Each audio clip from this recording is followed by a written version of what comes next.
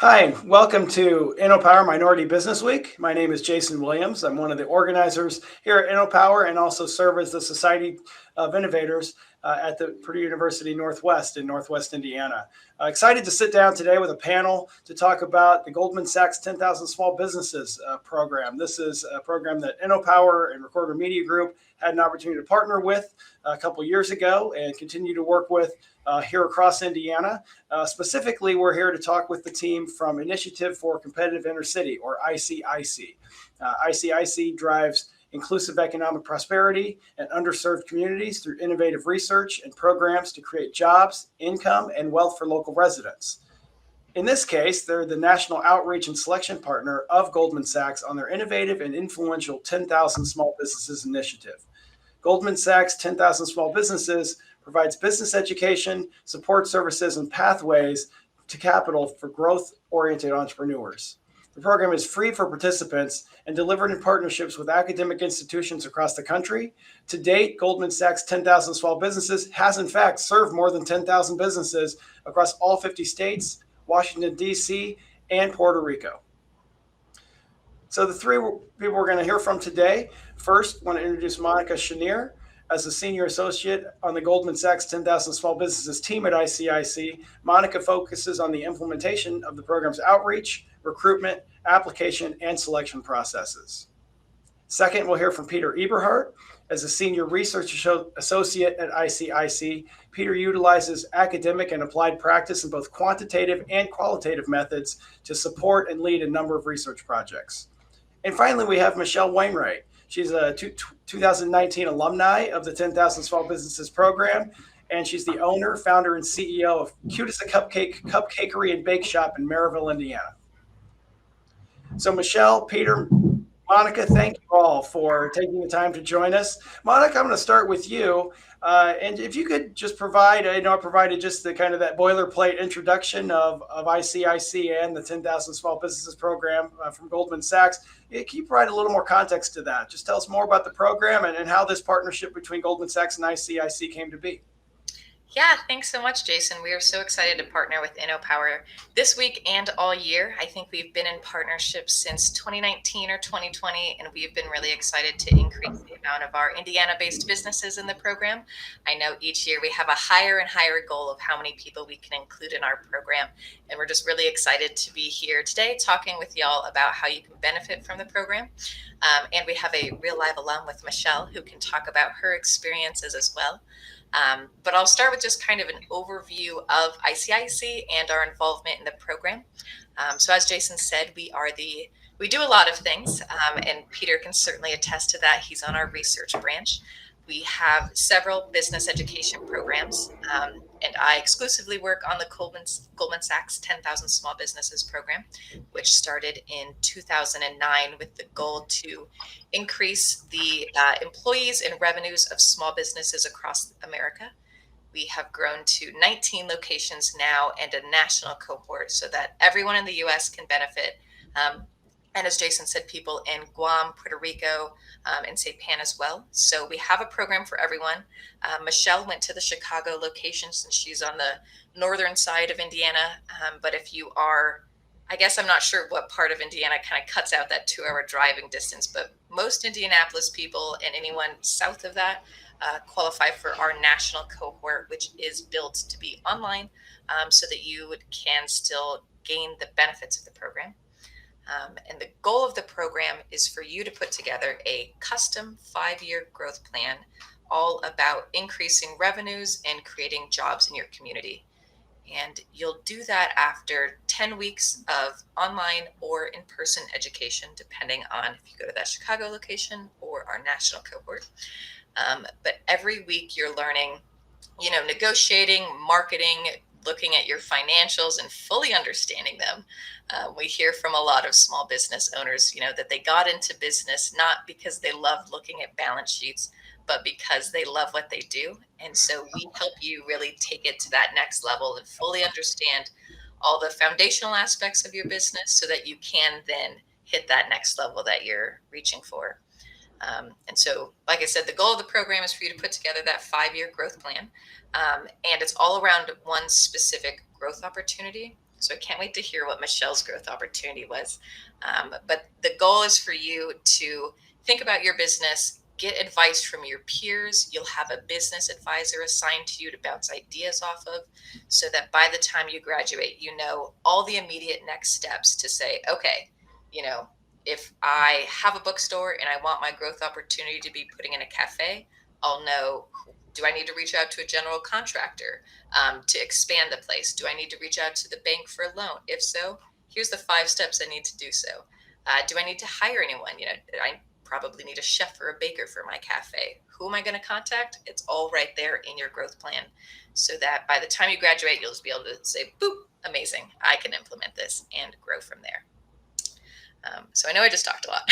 So I want to pass it now to Peter to talk just a bit about on the research side. But that's the goal of the program, is to just help small businesses grow. Yeah, thank you, Monica. And yeah, Peter, we are going to pass it to you to really let you dive in to the program and really talking to Michelle about her experience and really the outcomes of that. I guess just Michelle, if we could really quick, just tell us a little bit about Cute as a Cupcake, kind of give us that overview of what the business is and your origin story. And then again, we're going to let Peter take over the conversation, diving into your 10KSB experience. Awesome. Thank you. Very happy to be here. I actually founded Cute as a Cupcake Cupcakery and Bake Shop in 2015. So prior to that, I spent a good amount of time in corporate America in the pharmaceutical industry, and I was in about 16 years. And through that process, it wasn't uncommon for people to be laid off or displaced, as they would say. And they finally had hit me. And I had took my severance and created and invested in Cute as a Cupcake. So I always knew that I had wanted some type of dessert shop, if you will. When I retired, I loved reading books and drinking coffee and have things like that. I just didn't know retirement was going to come for me at such an early age. So that's how I started the business. But we primarily specialize in all things cupcakes, whether it's traditional, gluten-free, sugar-free, and vegan. We also have a featured item, which is our cutie cupcake in a jar. So it's ready to eat. It's 2 layers of cake and 2 layers of icing in an 8-ounce jar.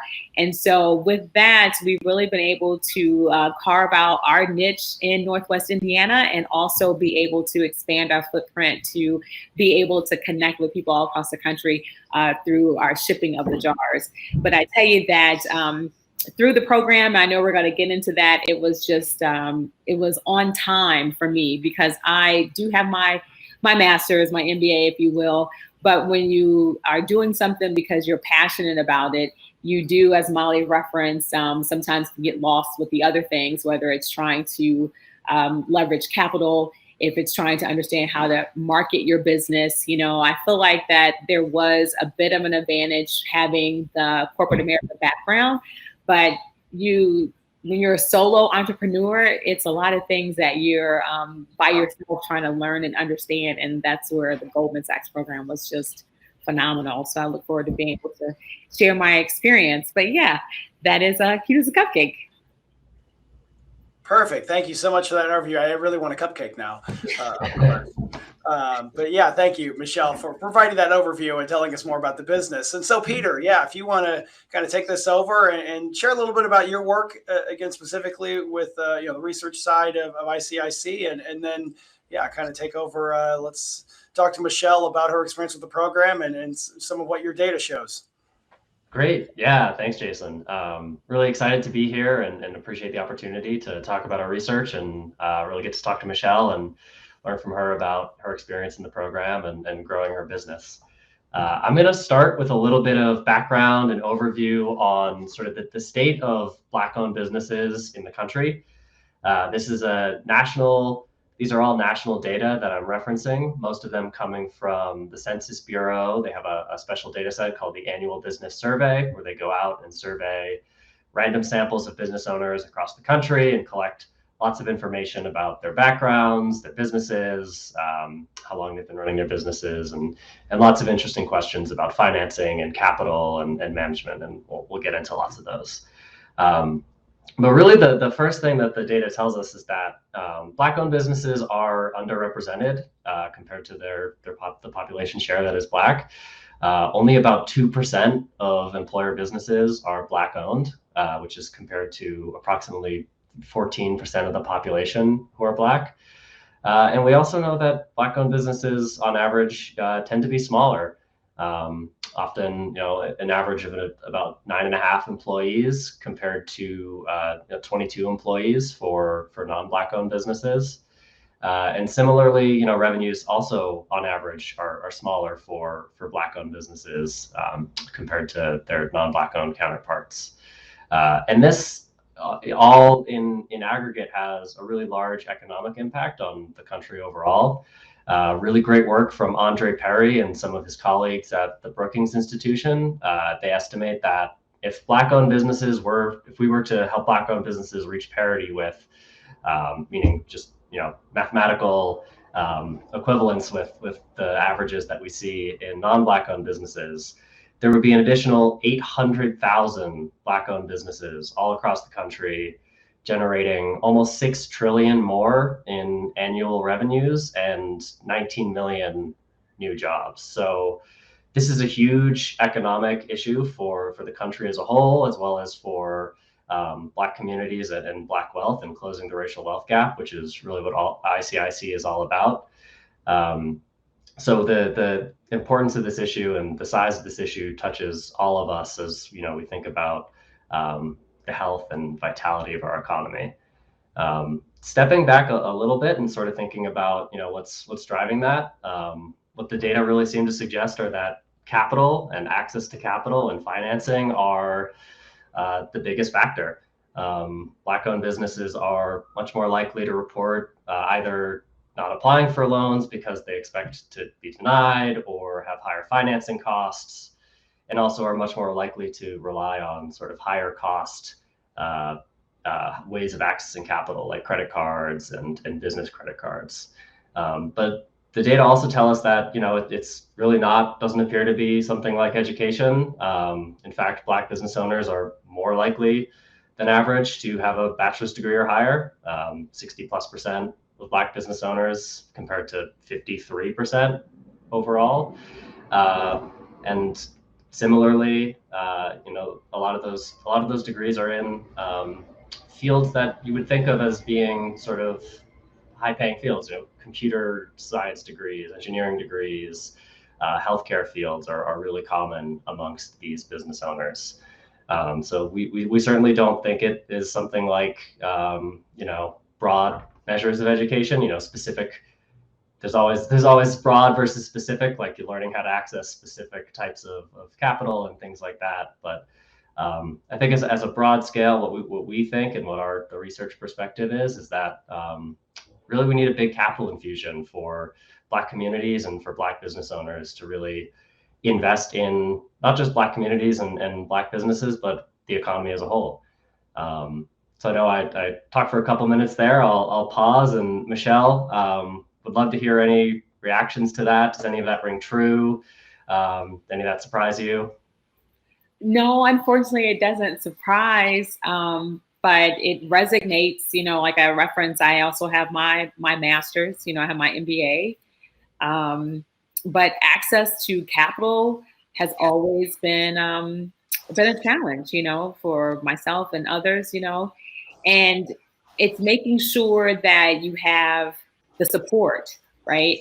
And that's where Goldman Sachs was helpful, to connect you with different organizations, different types of lenders and things like that become helpful. So it's like you get into this space, and the beauty of this space is the network that comes from it. But for those that can't necessarily get in this space, those facts and figures that you just referenced will still ring true, right? So yeah.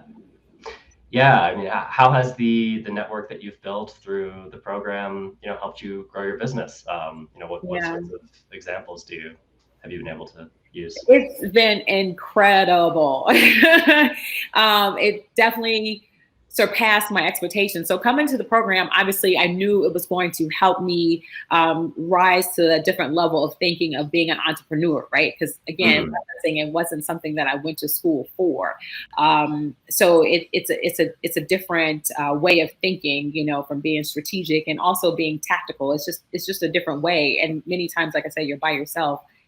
But within that network, it expanded beyond the cohort classroom that I was in. So I specifically was in a building, was in a classroom with a number of different people. But the app that they have created, it's phenomenal because it allows you to connect. It's almost like, not like a sisterhood, but you when you reference you're an alum, you know, it's different. From having my website redone, it's been done by an alum. You know, every time looking for merchandise, it's an alum. An attorney, it's an alum. You know, from videographers, it's an alum. You know, so it's like all of your resources again. That's the blessing and the curse. The blessing for those of us that are able to get into the program, because you then become so connected with so many different people. Whereas for those Black businesses that can't come into the program or maybe not achieve the certain revenue requirement or employee requirement or whatever it might be, right? They're not able to gain access to this. But I would say through everything that the program brought, the best part is the network. That's for me, that's been hands down the best. Even if I'm looking for something, you know, supply chain challenges, I can go on this app and say, hey, I'm looking for X amount of cups. And someone will respond, you know, try here, try there. If it's just our specific cohort having a Facebook page, we can say things in there and it's the camaraderie. You just come together and people want to help. You know, and that's probably by far the best aspect, or what I say, one of the best aspects of this program for sure. I love that, Michelle. I'm so glad you've made use of the network in that way, because we have had, as of this year now, 12,000 people have gone through the program. So while there may not be someone in every city in America, of course, we have many cities, we do have people nearby, and especially now with the increase of virtual working, you know, you can still get services from people. And just for context for the people watching, so for anyone who has graduated our program, we do have a 10,000 Small Businesses app that we put everybody on. And so we break you into region, industry, your group, the actual cohort you went through, so that you are able to network afterwards. And so that you can, like you said, if you need your website to be redone, you know, it doesn't need to be someone in your cohort that does it, but anyone in the US, presumably, help you with that. So we do see that 86% of our graduates do go on to do business together, which is really valuable. As you were saying, Michelle, just sharing in the trials and tribulations of being a business owner. One of the best parts about our program is that peer-to-peer connection, because when you're in the classroom, you're sharing all of the struggles that you have, all of the successes. You're really getting to know people. And so I'm so glad to hear that you're still in contact with the people, even though you graduated in 2019, but you know, you're still talking to them regularly. We'll talk to them. We're going to the summit coming up here in July, you know, so we're already connecting that way. And I'll tell you another simple thing with social media platform, if you just hashtag 10KSB alum, I know I put that in a lot of my posts, and I was able to find someone. I'm interested in bringing coffee into my location, and I reached out to someone who does coffee in Cincinnati, who is an alum, you know. And the only reason why I found her, I didn't find her on the app. I found her on Instagram because she had the hashtag, you know. So it's incredible. Perfect. Thank you. And then Michelle, again, thanks again for joining us. Anything specifically from you? Obviously, you've talked about, you know, your growth plan and really the business side of, you know, participating in 10,000 small businesses. As we think about, you know, telling others about this, I guess any other key takeaways you'd like to share, or, you know, really encouraging someone else why they need to sign up for the program? Yeah, like you referenced, many times you find as African-American business owners, we're solo entrepreneurs, and the beauty of having the program, you're not alone. A lot of the things that you're experiencing, someone else is going through. And another key component that I don't think is mentioned often is having your business advisor, being able to connect with that person on a weekly basis, and then being able to extend that connection beyond your graduation, if you will. So becoming an alum having that resource has been helpful, especially during the pandemic. I talk to my BA all the time, so that is another piece of the program that I think is really, really very important to have. Okay, perfect. Thank you. And then really quick, Michelle, tell us more. Where can we find your cupcakes? How do we find you online? Where are you located? Give us that shameless plug here before. Yeah, absolutely. So we are again located in Maryville, Indiana, but you can find us on Instagram and Facebook at Cute as a Cupcake 3. That are our handles. And then we also have a website, which is cuteasacupcake3.com. So you can find everything that we do there as well. So thank you. Thank you for that. Yeah, absolutely. Yeah, everyone order your cupcakes in the jar, your candles, right? Yay. So, yep, thank you. Cupcake Empire is just starting to grow, so appreciate that. Yeah, and then Monica, let's finish up. Tell us more about 10,000 Small Businesses. Really, again, looking forward, right? If someone's interested in the program, where do they find more information? How do they get signed up? When is the program held? Just kind of give us all the details there. Yeah, well, step one, obviously visiting Michelle's cupcake website so you can first be prepared, fuel up, then you can head on over to our website. It's 10ksbapply.com. And so we offer the program depending on if you take Michelle's route and go to the local program in Chicago, they offer it 3 times a year. Or if you go the national route, if you're farther south, then we offer it twice a year. So we kind of have rolling deadlines, and we're a bit in the midst of the cycle now. But we do accept applications all year round. So you just head on over to 10KSB Apply. The first part of the application is just kind of an overview of your business, employee numbers, revenues, what your goals are, things like that. And then we'll take it from there. Perfect. Yeah. And when is that next cohort starting up? Let's see. So the next one is spring 2023, which will be starting third week of February, is the upcoming one. Okay. Fantastic. Well, thank you all three for really sharing quite a bit more about the 10,000 Small Businesses program and the work that ICIC is doing to support that, both through the data and research side, Peter, you and your team, and Monica, obviously the overseeing of the program, and Michelle. So great to hear your testimony as far as participating in the program and just the business that you continue to build, your little cupcake empire up here in Northwest Indiana. So really glad to learn more about Cute as a Cupcake. So again, thank you for sharing that with us. That's going to conclude this session, learning more about the 10,000 Small Businesses program. We certainly encourage you to stick around and check out the rest of this year's InnoPower Virtual Conference. Again, we thank you for joining us at InnoPower Minority Business Week, powered by JP Morgan Chase. So we'll get you over to the next session. Thanks again for attending.